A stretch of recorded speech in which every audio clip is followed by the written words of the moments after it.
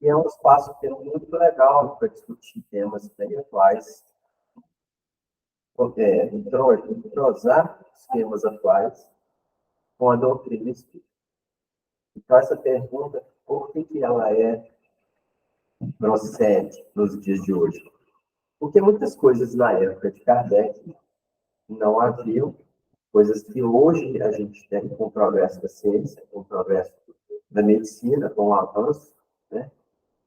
E nessa comunidade, inclusive, a gente vai ver muitos temas polêmicos da atualidade, mas que tem uma discussão muito proveitosa para a gente poder acompanhar a evolução da sociedade com o espiritismo. Então, essa pergunta é: eutanásia ainda é válido o conceito da codificação? Então, é uma pergunta, né? Por quê?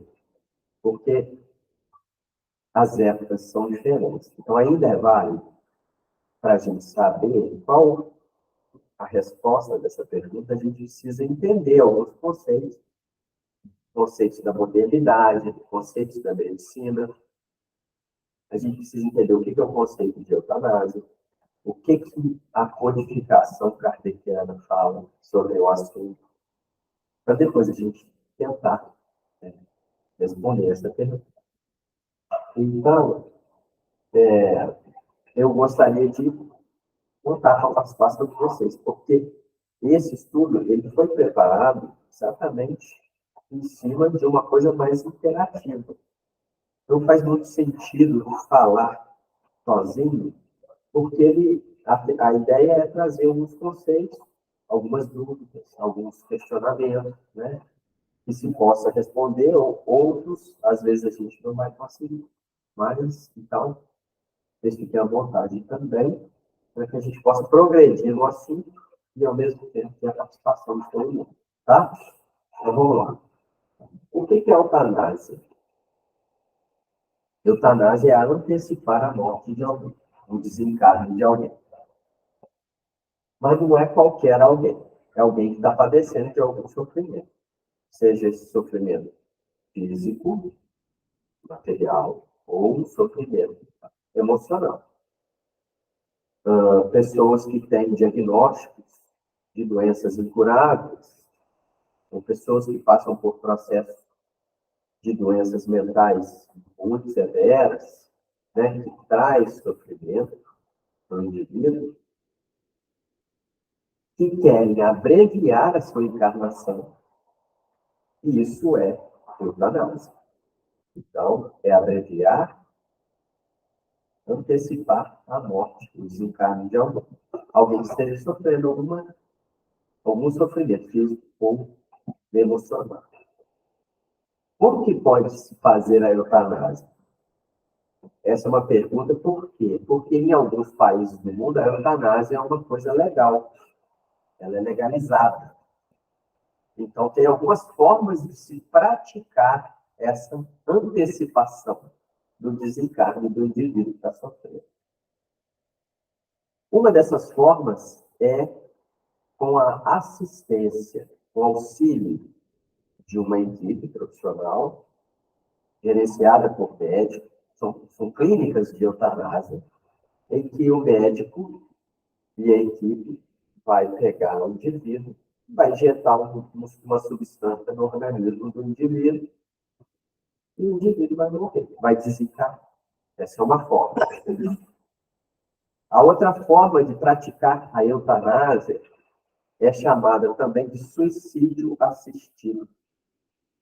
Assistido no sentido de ser auxiliado, né? Então, o indivíduo, ele mesmo, vai numa clínica de eutanásia, mas quem vai injetar a substância em si mesmo vai ser o próprio indivíduo, com o auxílio do médico. Não vai ser o médico que vai injetar, vai ser o indivíduo.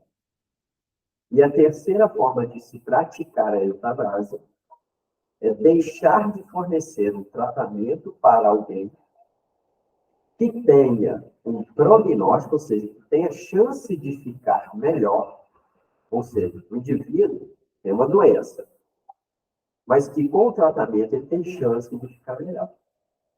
E aí o médico, ou a equipe, ou o próprio indivíduo opta por não tratar. Eu não quero esse tratamento. Mas o tratamento pode te promover uma melhora, mas eu não quero. Isso é uma outra forma de tratamento. Então, deixar de oferecer um tratamento que possa melhorar a condição de vida daquela pessoa. Também é eutanásia. Então, são 3 formas de praticar a eutanásia. Esse é o conceito de eutanásia. E o que o Espiritismo traz a respeito disso na obra de Allan Kardec? Na questão 953, no livro dos Espíritos, quando uma pessoa vê diante de si inevitável, ou seja, que alguém que vai desencarnar de forma inevitável e horrível, essa pessoa será culpada se abreviar em alguns instantes o seu sofrimento, mesmo que seja alguns instantes. Olha quem está no caderno, apressando voluntariamente, de propósito, apressando a sua morte.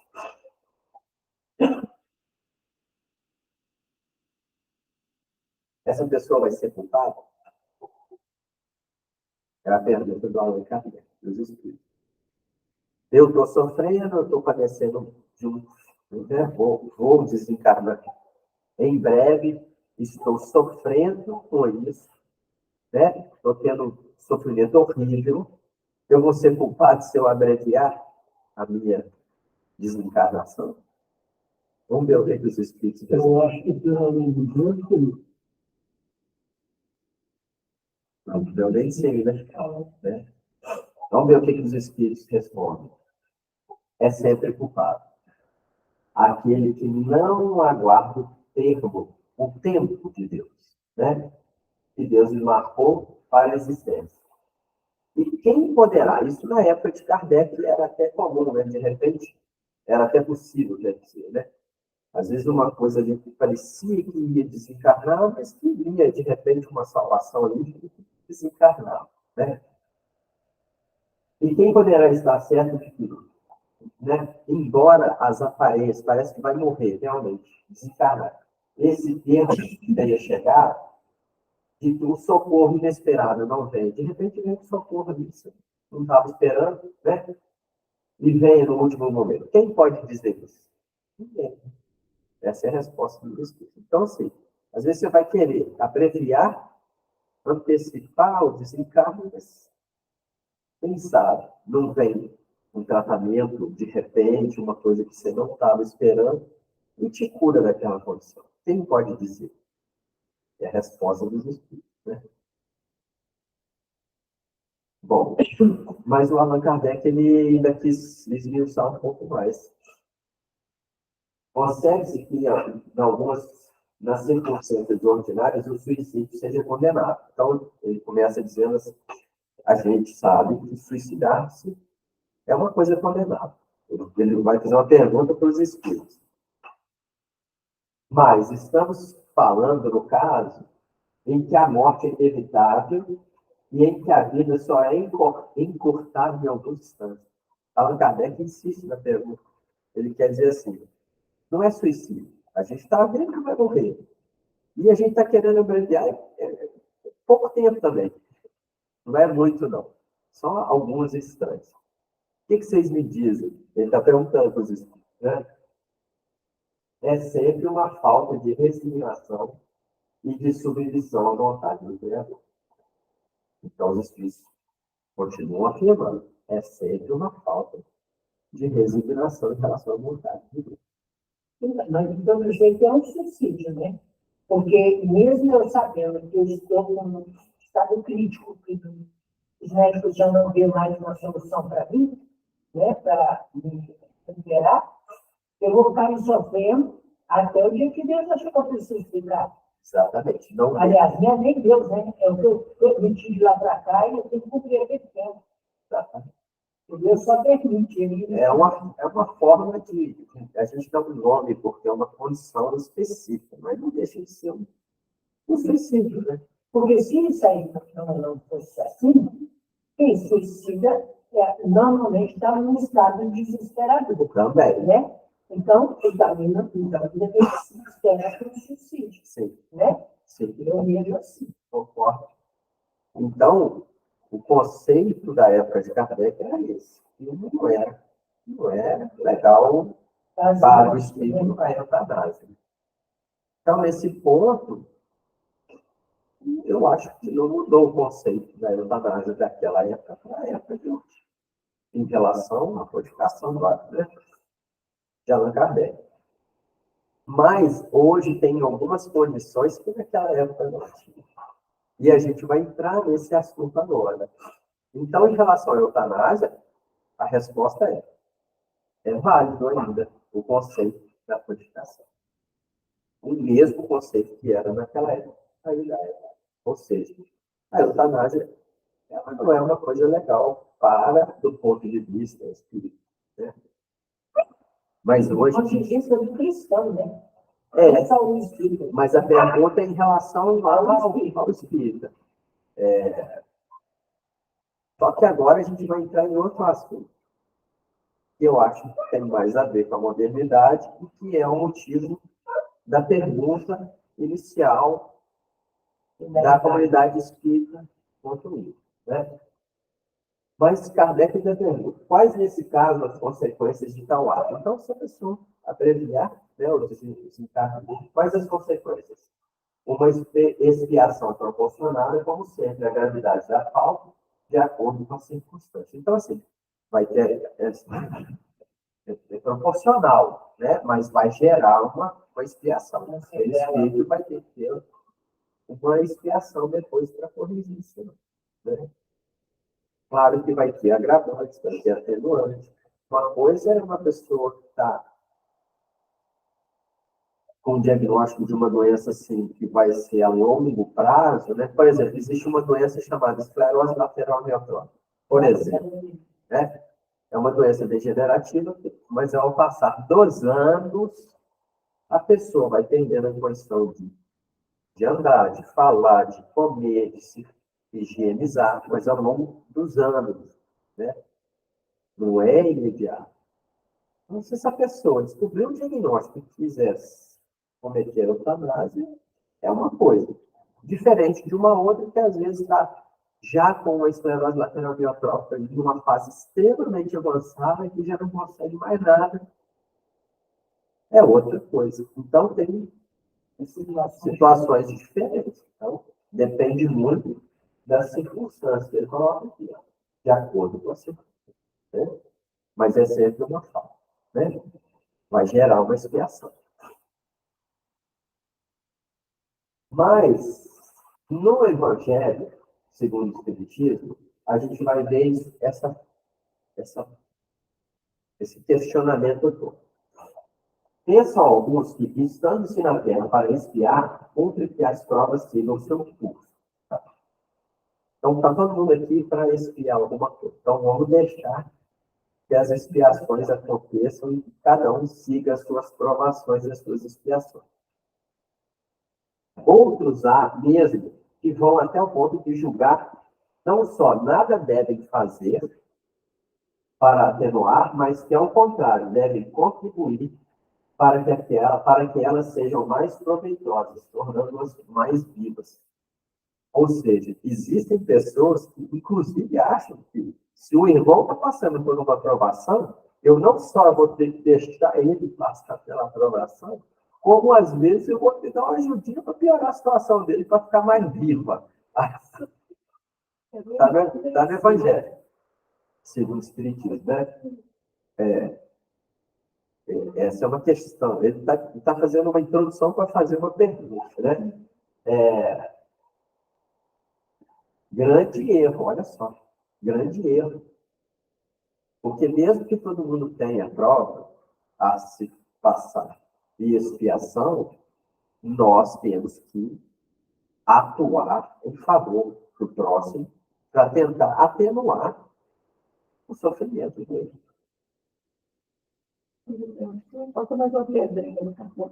Exatamente. Tem uns que vê, né? Isso faz lembrar daquela piada do cara subindo a escadaria lá da igreja, de repente vem uma velhinha rolando. Aí o cara fala, pô, eu passo pelo teu lado, você não Você não segurou? Eu não, eu acho que você sabe, nossa, era promessa, né?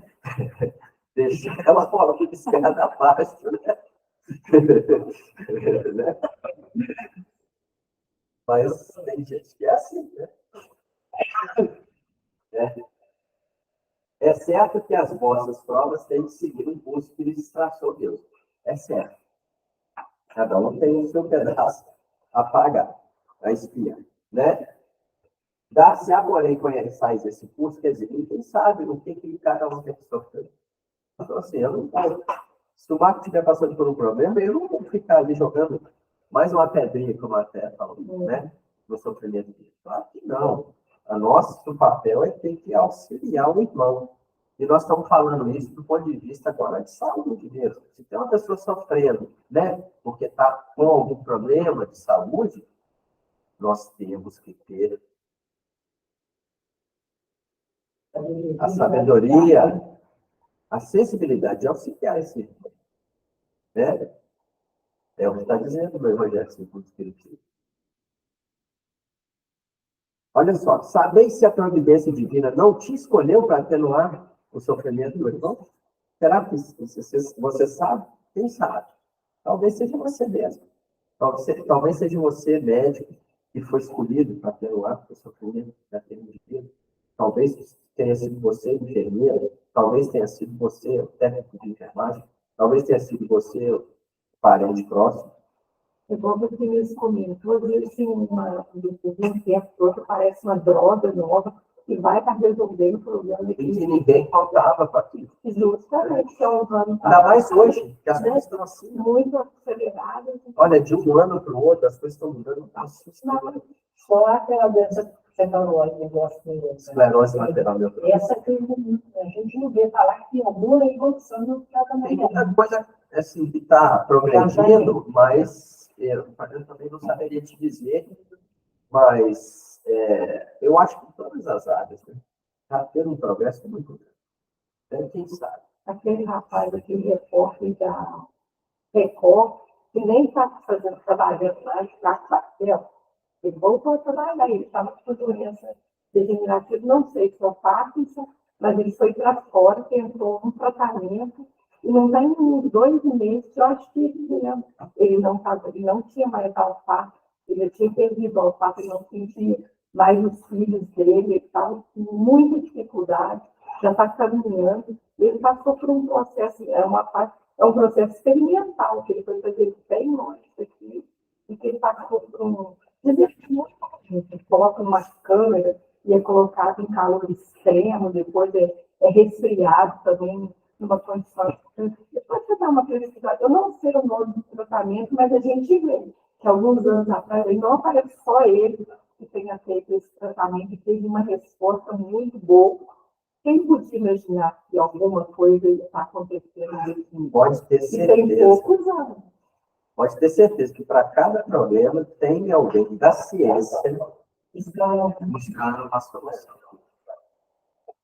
Claro, tem os interesses, não importa. Mas hoje a gente tem medicamentos que são caríssimos, mas que mudaram totalmente a vida de determinadas pessoas que têm determinadas doenças.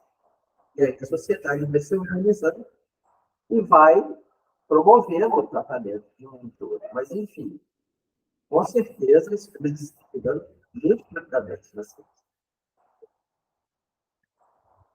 Sabeis se a providência não vos escolheu como bálsamo para a salvação, para fazer se aprender a sua justiça na vida? Dizei antes, olha só o que o Espírito está dizendo. Vejamos que meios o Pai misericordioso, quais são os meios que Deus me promoveu, me ofertou, para poder auxiliar o irmão. Dizei antes, vejamos que meios o Pai misericordioso me pôs ao alcance para suavizar o sofrimento do meu irmão. Se as minhas consolações morais, o meu amparo material, consolação moral, amparo material, os meus conselhos poderão ajudá-lo, aquele que sofre, né, a vencer essa prova com mais energia, paciência e resignação. Por que não? Vejamos mesmo se Deus não me pôs nas mãos os meios de fazer que cesse esse sofrimento, termine esse sofrimento. Mas por um lado positivo, né? Do lado positivo. Não eliminando o indivíduo, mas auxiliando. Se não me deu a mim também, como prova, como expiação, talvez, reter o mal e substituí-lo pela paz. Então, está de acordo com a doutrina, né? Então, vamos imaginar agora um diálogo entre o médico e o paciente. Com esclerose lateral amiotrófica, que é essa doença horrível, mas que progride ao longo de muitos anos, e o paciente está inteiro, normal. Um ou outro sinal da doença, mas que chega para o médico e fala assim, olha, doutor, eu estou com medo, mas o diagnóstico qual que é? O médico, aí o médico fala, realmente, o diagnóstico é esclerose lateral amiotrófica. Ah, então eu quero que você me ajude a fazer a eutanásia. E o médico responde, como assim? Eu quero que o senhor me ajude. Eu quero fazer a eutanásia. Mas por que, se você está inteiro, tá? Não está sentindo dor, tem um ou outro sintoma, mas nada demais. A gente trouxe aqui para fazer o diagnóstico, mas nada demais. E o paciente responde, pois é, doutor, mas só de saber que eu vou passar por isso, por aquilo, em algum momento eu vou ter que depender de alguém para fazer um dinheiro, para me alimentar, eu prefiro morrer. Porque na minha vida, a gente sempre evitou os problemas, na minha família, a gente vive para a alegria, para as felicidades, para as festas, essas coisas ruins aí a gente evita, a gente não passar por isso. E o médico responde, bom, primeiro, que eu não posso fazer isso, porque isso é uma coisa que, na minha concepção, não é uma coisa correta. Então, eu não faria isso. E segundo, que, na nossa legislação, a eutanásia é assassinato. Eu seria preso. O que eu posso fazer, o que eu vou fazer, o que compete a mim, é acompanhar você. Se você me der essa oportunidade, enquanto você tiver condições, e eu te acompanhar até o momento que você também não tiver mais condições sequer de falar. E eu prometo que eu vou empenhar e vou dar o meu melhor para diminuir o seu sofrimento em algum momento, caso você tenha maiores sofrimentos. E aí encerra o diálogo. Então, isso fica para a gente pensar, né? Esse é um pensamento materialista, né? Não é um pensamento espiritual. A pessoa que pensa assim, ela está pensando só no material. Falar isso até é uma coisa mais fácil do que viver isso. Para mim é mais fácil falar. Mas será que se em algum momento eu estiver passando por um sofrimento desse, eu talvez sequer não vá pensar nessa possibilidade? Acredito que não, mas... Igual está perguntando se você já assistiu o filme Olhos de Lourenço. Já. O Óleo de Lourenço é um filme antigo, né? Que trata disso. E A Escolha de Sofia também é um filme que fala disso também. Escolha de Sofia? É um filme antigo. O óleo de Lourenço é um remédio, né? Que aparece a mãe da criança, se eu não me engano, até onde eu lembro, né? Ela pediu todo mundo que produzisse esse óleo, mas não foi possível. Aí um velho já estava aposentando, fazer ele na fábrica dele, que não tinha nada a ver com bioquímica, com nada. Então, ele recebeu esse pedido, ele produziu o óleo, mandou para ela. E o ela óleo começou a usar o óleo no menino, né? E o menino começou a usar e começou a ter uma resposta. Mas ela chegou a um ponto muito difícil, quando ela fala, pode ir, meu filho, eu já não aguento, tipo assim, né? Pode ir, a mamãe vai descansar, pode descansar. Isso, né? Mas ela conseguiu, o senhor estava entregando mesmo, já foi embora, ele vai e volta, E e faz. produz aquela tanto precisar. E ele fez uma resposta. Muito interessante. Agora, eu vou trazer alguns conceitos da modernidade que são conceitos que têm a ver com o tema. Porque a gente confunde muito, mistura isso tudo, né? E eu espero que a gente consiga esclarecer isso de alguma maneira, para que a gente consiga separar o que é o que. Muitas vezes a gente acha que a eutanásia é o que está se fazendo ali naquele momento dentro do hospital, e não é. Muitas vezes a gente acha que está promovendo um bem para o paciente, e na verdade a gente está promovendo um mal, um sofrimento horrível para aquela pessoa, como médico que eu digo, né? Vocês vão entender. Então vamos falar de alguns conceitos aqui que não haviam na época de Allan Kardec.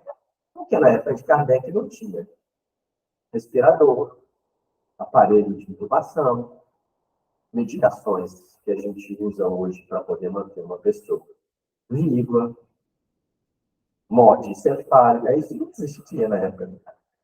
Hoje existe. Então a gente tem que trazer isso para a doutrina espírita, porque a doutrina evolui com a humanidade, né? Então eu vou trazer alguns conceitos aqui para a gente poder entender. Paciente terminal, isso é um conceito médico. É aquele que chega ao ponto da doença e que não há mais chance de resgate das condições anteriores de saúde. E a probabilidade de morte a curto prazo parece inevitável e previsível. Paciente terminal é um indivíduo que tem uma doença e já está no estágio final de vida, e que é a morte, o desencarne previsível, e que nada que a gente vá fazer, do ponto de vista médico, vai fazer com que ele resgate as condições anteriores de saúde. Ontem, ele estava com uma saúde debilitada, mas um pouquinho melhor que a saúde de hoje. E anteontem, um pouquinho melhor que a saúde de ontem. Nada que eu fizer hoje vai fazer com que ele volte à saúde, mesmo que ruim, de ontem. De anteontem.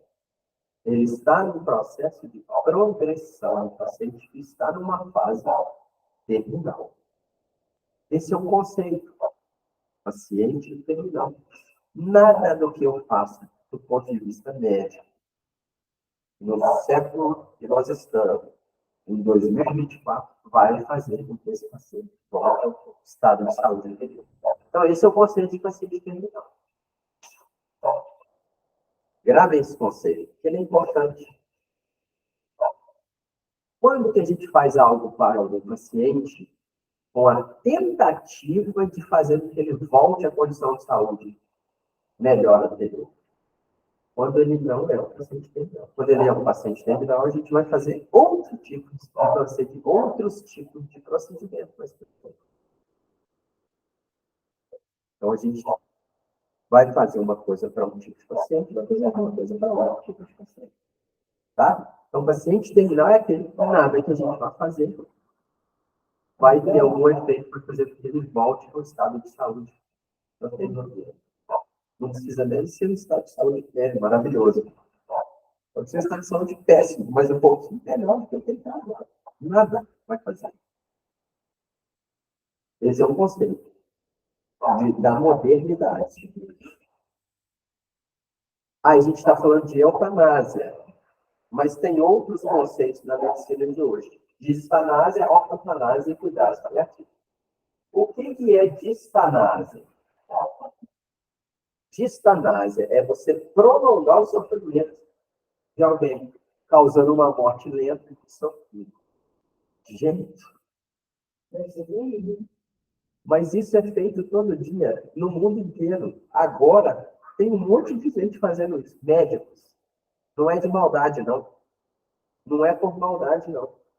É porque, às vezes, ele não tem esses conceitos na cabeça, tem algumas questões que ele acha que tem que ficar fazendo, tem que ficar fazendo remédio, sustentando a pessoa. Ele já é às vezes a pessoa já é um paciente terminal E quanto mais você fica segurando aquilo ali, injetando remédio, botando tubo, fazendo não sei o quê, você está prolongando inutilmente a vida daquela pessoa e causando sofrimento com uma morte lenta e horrível. Para todo mundo. Isso acontece todos os dias nos hospitais do mundo inteiro. Então, aqui foi uma cobaia, então? Não, não é uma cobaia. É porque o médico, ele acha que ele tem que fazer tudo, e tudo.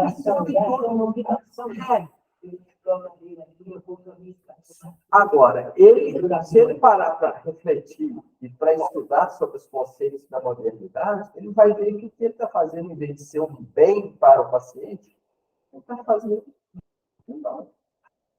Mas envolve não é só a questão do médico, não. Às vezes a família fica insistindo, às vezes vem um, fala, e aí o médico começa a fazer uma série de coisas que se chama distanásia, que é uma coisa que não é para ser feita. Uma coisa comum para o indivíduo. Uma coisa comum. Não é bom.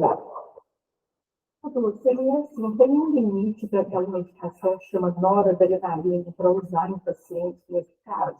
E essa noradrenalina é usada só para pacientes já está nessa fase terminal? Não. Porque nós tivemos um parente agora há pouco tempo que teve nessa situação e eles injetavam o tempo inteiro a noradrenalina para dar aquela, digamos assim, uma alavancada para ver se o indivíduo responde. Tem um limite para estar usando aquilo? Olha só.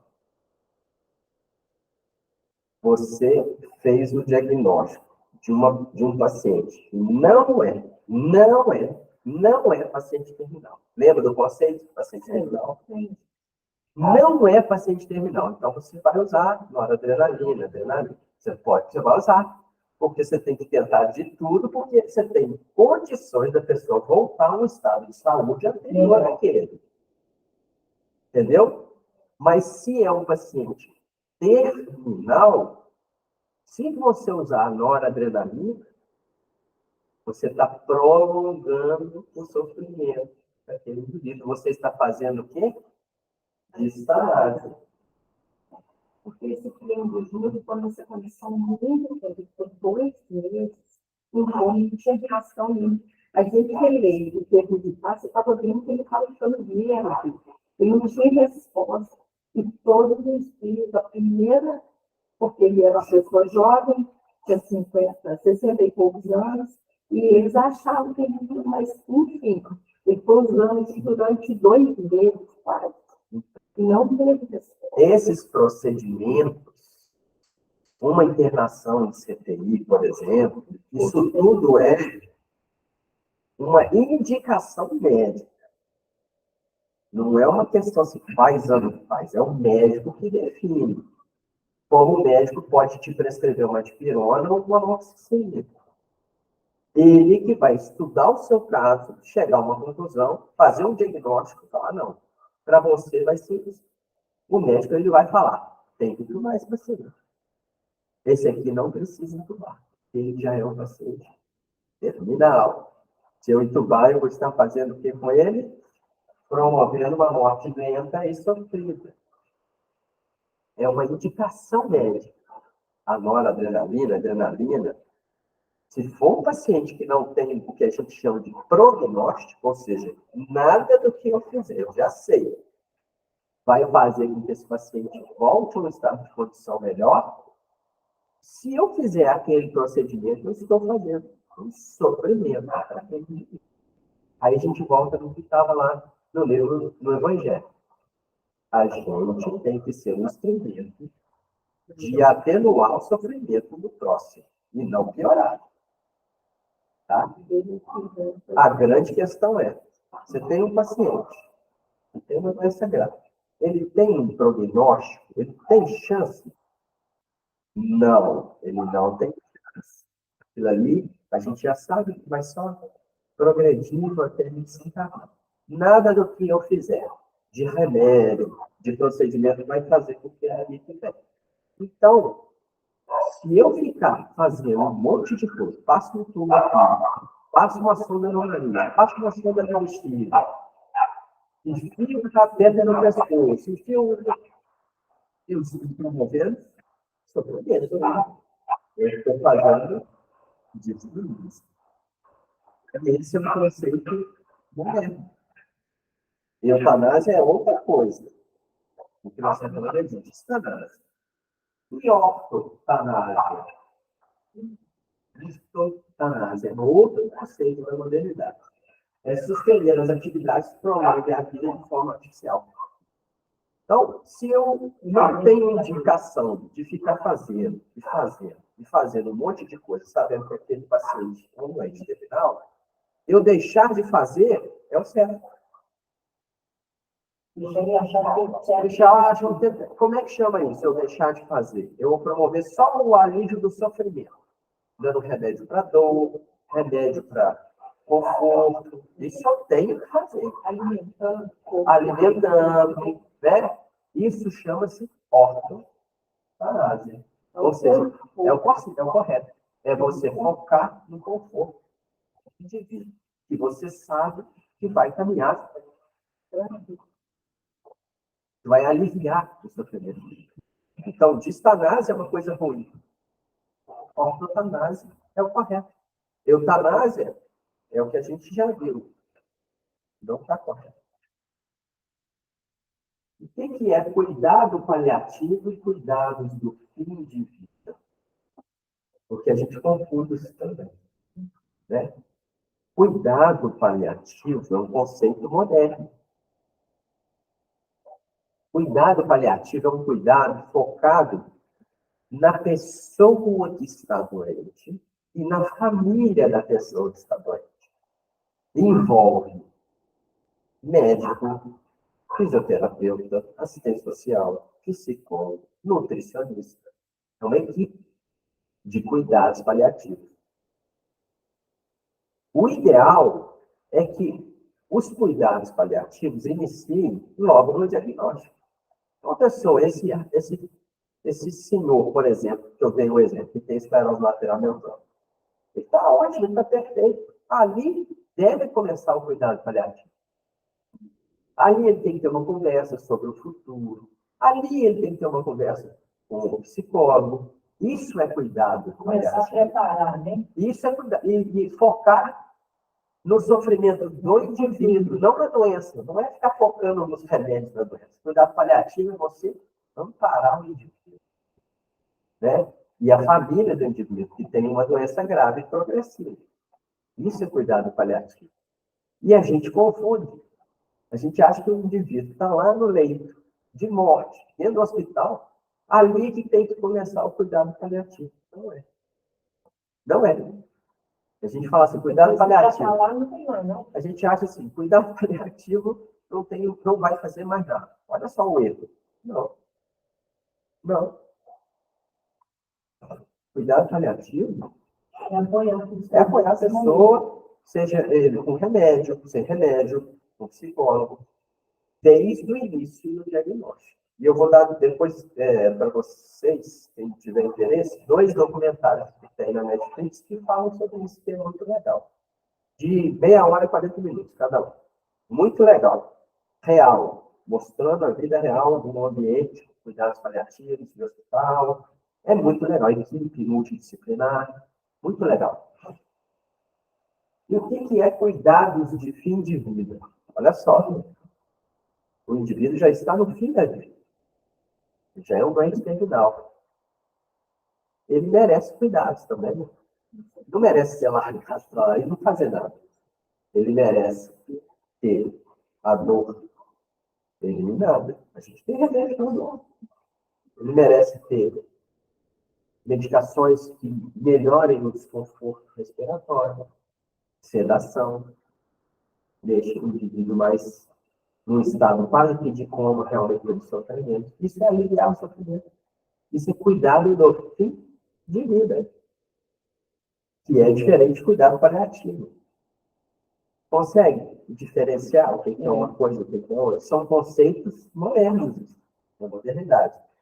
Então, cuidados de fim de vida, você tem muito o que fazer para o indivíduo que ainda está ali no leito de morte, prestes a desencarnar. Tem muita coisa que se pode fazer.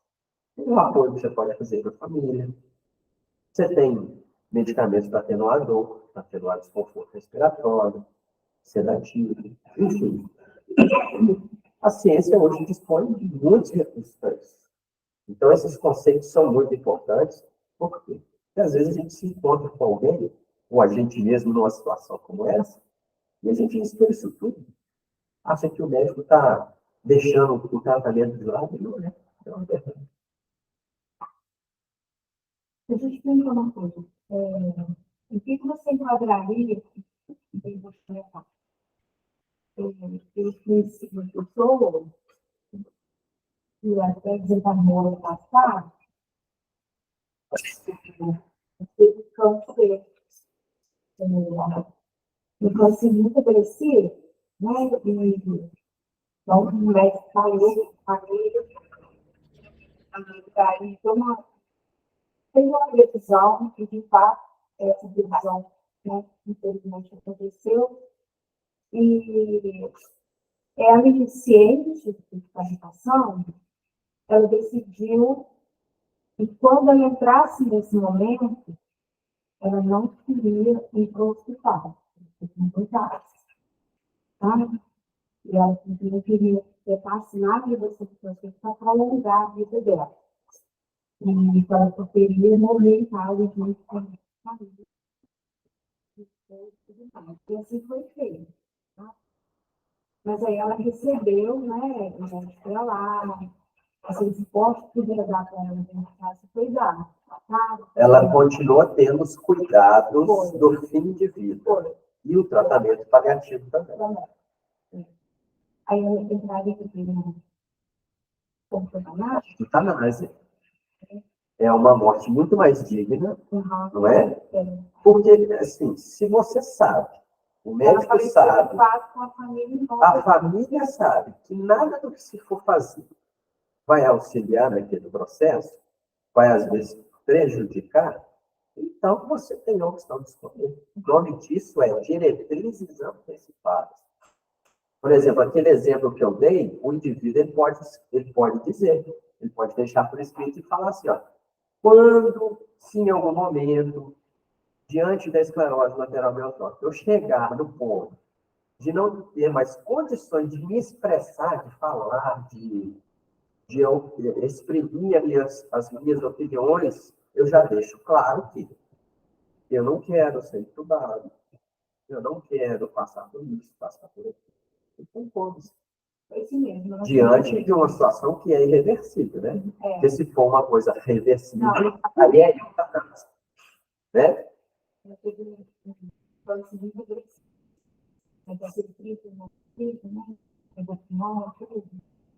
Aí, realmente, as previsões do médico ocorreu e ela assinou o termo e foi feito dessa forma. Isso é cuidado paliativo. Cuidado de... Olha aqui, essa imagem, ela está um pouco meio desfocada ali, mas olha aqui, ó. É o que você acabou de dizer. Aqui tem um indivíduo deitado na cama, aqui uma familiar, aqui outro familiar pela mão. Ele está no momento de desencarne, tá? E tem um radinho tocando a musiquinha, ele está no conforto da casa dele. Tem uma vasinha de flor aqui, né? Ó, na cama dele, passando por um processo de desencarne. Aqui em cima tem outro, que está no ambiente hospitalar, com um tubo na garganta, um acesso no pescoço, outro acesso no braço, outro. São agulhas fazendo uma sonda na bexiga, um aparelho aplicando o tempo todo na cabeça dele, a luz que não apaga nunca no CTI.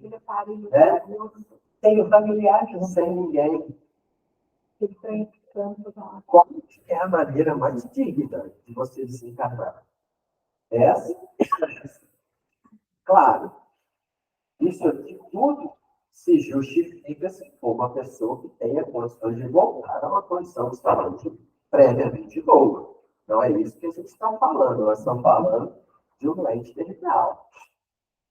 Doente terminal, passar por isso aqui é aumentar a causa, é aumentar o sofrimento. Bom, sem esquecer que a morte é garantida, uma hora ela chega. Você vai fazer o quê?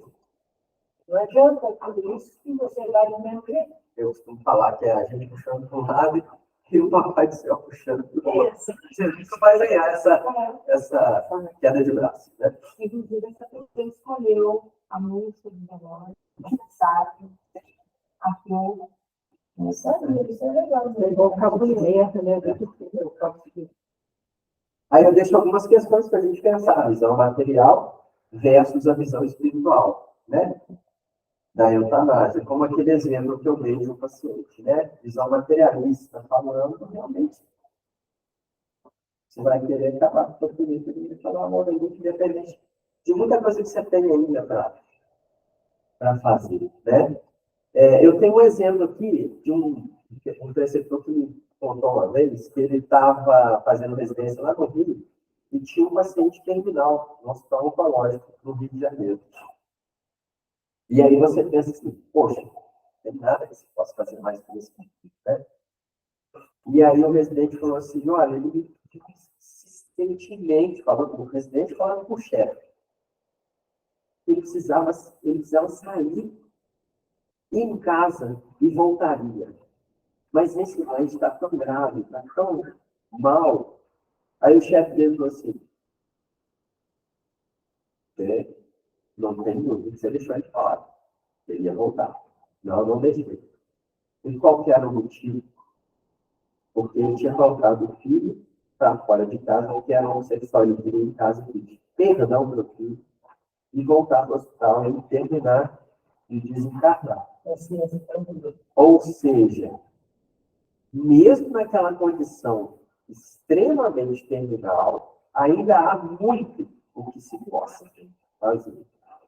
A morte é uma questão existencial e não medicalizável. Você acabou de dizer, não tem remédio para a morte.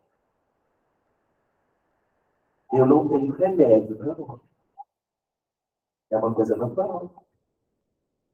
Então, para que eu ficar prolongando?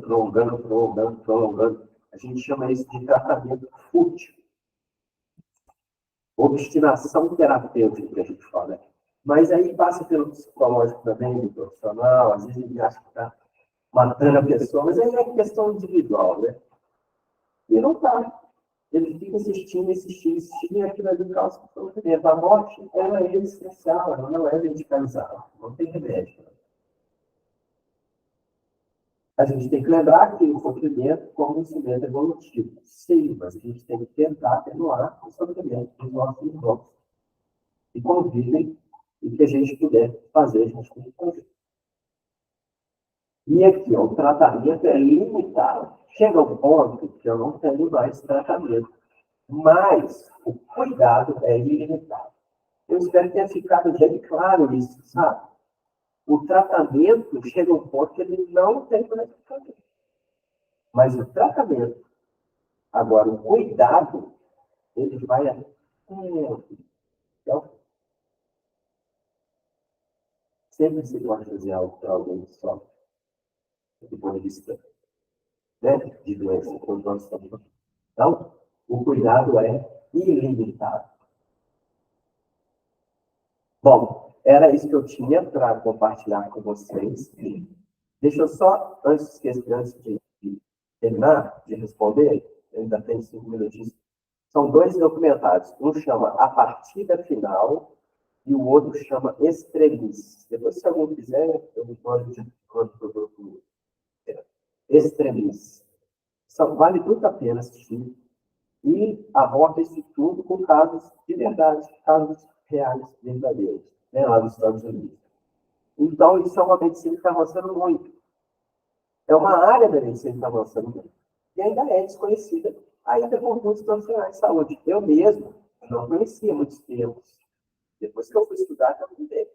Então, por isso que hoje a gente precisa debater, discutir, trazer esse assunto, inclusive no ambiente espírita, para que a gente possa avançar dentro da sociedade, melhorando o sofrimento dos indivíduos, né?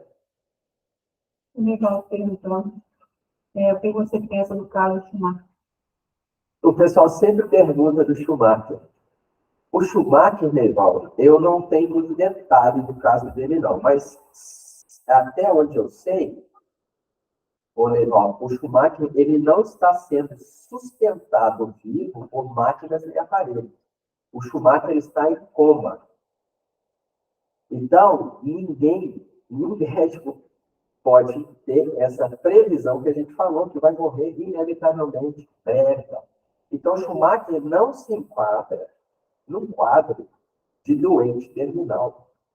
Ele pode voltar, né? Ninguém sabe, ele está em coma. Então, aí pode voltar do fundo. Pode voltar do coma. O médico, ele também tem a ciência médica também tem suas limitações. Tem coisas que a gente não consegue definir, não consegue prever. A grande maioria das coisas do que eu estou falando aqui são previsíveis. Sim, a gente vivencia isso todos os dias dentro dos hospitais do Brasil e do mundo. Mas algumas condições não, isso tem como. Então, Schumacher não se enquadra no conceito de doente terminal.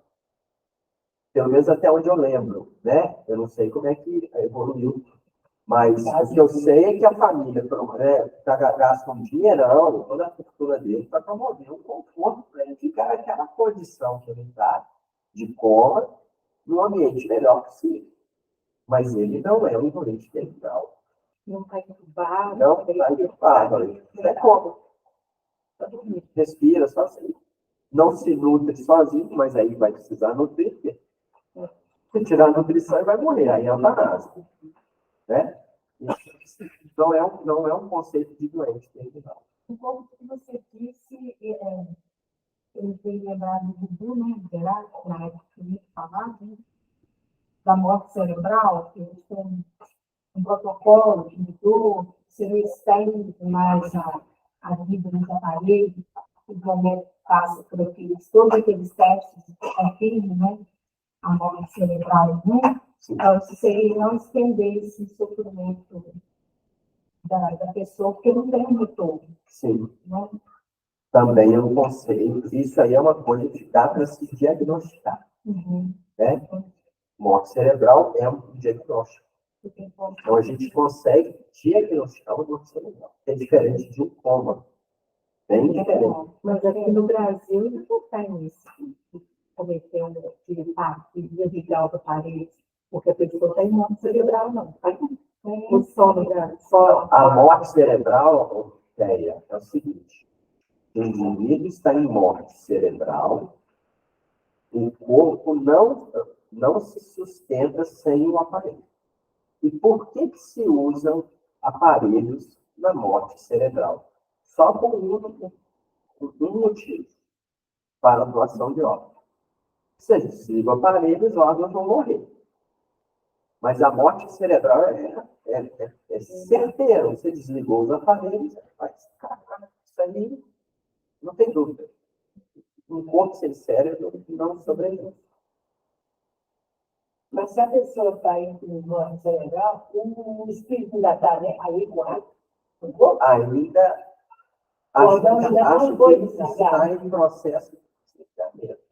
É como se ele já tivesse praticamente desligado. E aquilo ali está sendo sustentado só para auxiliar um outro irmão que precisa de forma. Por isso é permitido. Até a família se liberar, né? Por isso que é bom aquele documentinho que seja assinado pela própria pessoa para quando se caso aconteça, né? Que ela possa ser liberada disso. Tem um limite para você usar essa adrenalina na hora da. Tem um limite por paciente ou pode ser aplicado indefinidamente? Igual no caso do paciente está 2 meses nesse processo, né, que não tem melhora nenhuma, e estão injetando adrenalina na hora disso. Tem limite? O limite é o diagnóstico.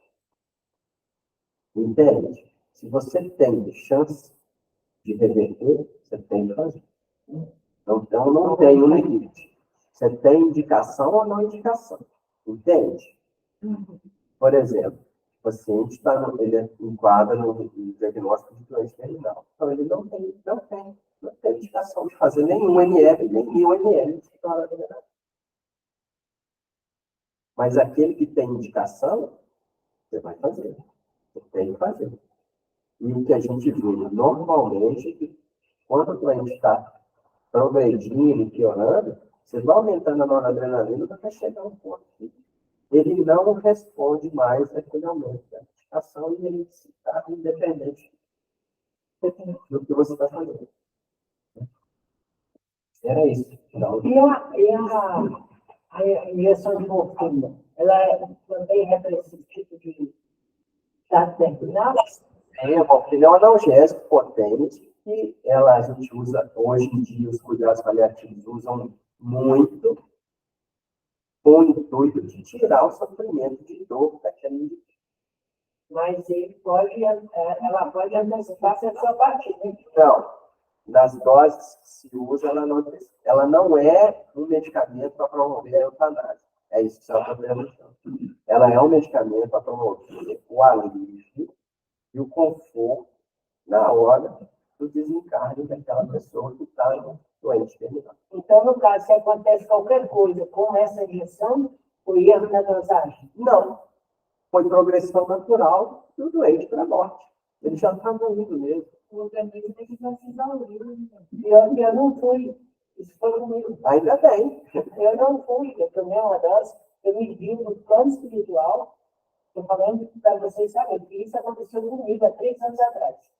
Eu me vi, todo mundo ficou desesperado. Minha filha do meu lado, não, meu filho que estava comigo.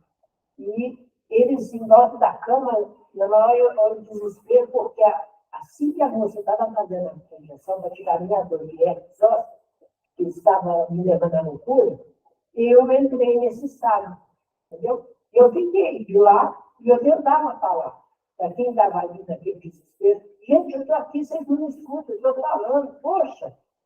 Aí é onde que depois, quando eu recuperei que tudo aconteceu, eu comecei a meditar sobre aquela história que você via sempre no Fantástico mostrando, da pessoa falar que foi no fim do túnel e voltou. Eu fui do lado de lá e voltei. Eu me vi assim, entendeu? Ninguém me ouvia, cara. Pois eu quero ouvir essa história direito. Agora a gente vai precisar encerrar, já passou 5 minutos. Eu vivenciei isso. Então, gente, obrigado pela atenção. Espero que tenha ficado alguma coisa esclarecida aí.